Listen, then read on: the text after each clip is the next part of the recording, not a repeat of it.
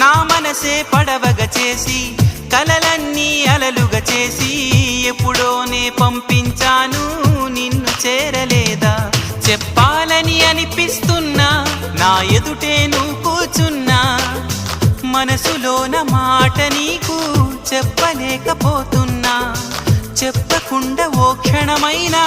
ఉండలేకపోతున్నా ఎలా చెప్పనమ్మా నా